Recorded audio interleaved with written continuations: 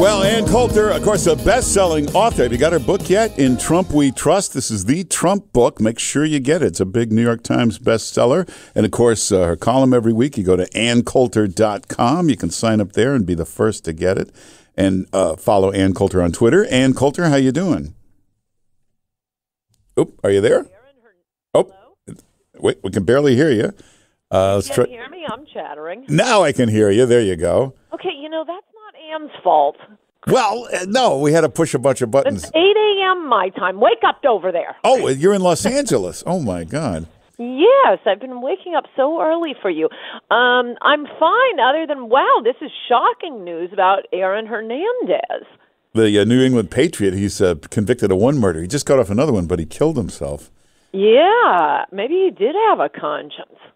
Well, or he realized he'd given away a beautiful life for being a thug. But wow, I was just reading the New York Times story on it, and most of the people who knew him were saying, this doesn't including his agents, the lawyer who just got him off a separate double murder case.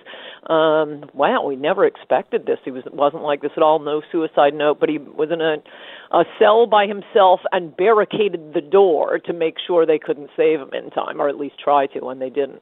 Hey, the most shocking news today, you're reading the New York Times? What do you mean? I know, it's actually true, and I used to be well known as their most dedicated and religious reader. I have some reporter friends at the New York Times, and I told them, you got to propose to Pinch that I cut an ad for them. Because if you just leave out all the political stuff, it actually is a great newspaper, which is why I've read it. But you have to leave out, the op-ed page, the front page, anything having to do with politics. Unfortunately, since Trump came along, there is no story that does not turn into an anti-Trump story. You could be reading about the Patriots, and they will work on some attack on Trump. Yeah, no, Hey, also, everybody's writing these Bill O'Reilly stories, but I notice every Vanity Fair, every time they write, it always says a host on the right-wing Fox Network or the right-leaning Fox Network. But whenever they write about MSNBC, it never says the left-wing MSNBC. Oh, yeah, no, that's true. And it's been my Christmas wish for, about 15 years now, that people would stop calling O'Reilly conservative. He doesn't call himself conservative. He believes in global warming and gun control and what else are you going to do with all these illegals? What are you going to do? Round them up. So I think we should. Put on a good show. He wouldn't defend me or anyone else if the circumstances were reversed. So I am very hesitant to say this, but Lisa Bloom is really pushing me into it with these allegations against him. I guess you saw the Drudge Report too. We have a lot of deceased things to talk about today, including O'Reilly's show, according to Well, we don't know yet, but hey, we were debating it before, and whenever I said these same liberals and Democrats, they weren't upset about Bill Clinton with the rape allegations of this, they always give you this whole list of things. Well, that was years ago. Well, that's different. There really is a double standard out there. Oh, my gosh. No, the hypocrisy is monumental. But, the other thing is... based on the allegations and also anyone who had ever seen the show, O'Reilly used his show to find dates. Let's assume every allegation made is true. I think the people who have a lawsuit here are his viewers. Oh, you mean, but a lot of shows do that. Imagine if I used my show to find dates, I'd be going out with James Toronto. How do you like that? That's what those lunch dates are about.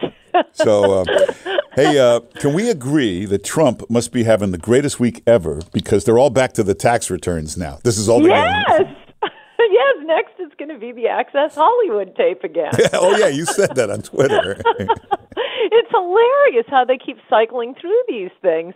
I don't think they realize, I probably shouldn't say it, but hopefully a lot of New York Times reporters aren't listening to your show. The media is really doing, it's as if they're trying to help Trump because, Sometimes his supporters have some concerns with him. I, of course, blame most of his errors in judgment not on him but on the people he's surrounding himself with. I'm like a parent talking about a degenerate kid. No, my kid is fine, but he's hanging around with a bad crowd. So I'm putting all the blame on like General McMaster and little Nikki Haley. Yet and still, we'd be open to some legitimate criticism, or maybe not even me, but lots of people I'm sure who voted for Trump, just saying, well, I may not like Trump, but you can't force me to vote for Hillary. But instead, the media just across the board, the New York Times, everybody on TV, they are so hysterical. They can't even make a good argument, and people just dismiss it all. The problem, though, the New York Times, Washington Post, every day there's 20 stories about everything about Trump is awful, everything he did wrong. If he ever really did do something wrong, we won't know. How would they even report it? Nobody would notice it. No, and we wouldn't believe it. Exactly. No, I noticed this during the primary. Sometimes I'd take screenshots. I should have tweeted these out. I'd email them to my friends of like the table of contents from Time Magazine or the Washington Post. And it was like a Newsbusters parody site. It was all just one vicious attack on Trump after the other. Nothing on Hillary. No, not that gem. Oh, but what does he do about it? I guess just ignore it. He's been fine with it. It hasn't hurt him. No, it hasn't hurt him at all. As I say, I think it's actually helping him. Little do they know. And when these Democrats, every time there's a race, there was one in Ohio, there was one in Georgia yesterday. They said, Georgia, that was a hilarious one. I'm sorry for interrupting. Oh, no, but this is the turning point. Wait till you see this Democrat win. I know you're my fellow MSNBC hate watcher. Oh my gosh, they've talked more about this little pencil neck geeked Democrat in Georgia than even Russia for the past week. Rachel, I think, did an entire show on the blessed pencil neck geek in Georgia, the one Democrat. And I think it's also worth commenting on this race. Republicans do everything they can to lose elections. It's a miracle we can ever win any elections. And this was a classic case of it. What was it, 17 Republicans running against one Democrat? Yeah. Oh, come on. This is when you need cigar-filled back rooms where they come in and say, no, it's going to be you. Yeah. I'd prefer to have it be just one of them. But even just having two of them, I think would have... No, they should have knocked it down to just one, and we could be done with this. But interestingly, in that race, you may not have noticed this, both the runoff candidates are Jewish in Georgia. Wow. But you make a good point. 17 Republican candidates, and this guy still couldn't get over 50%. He was the only Democrat.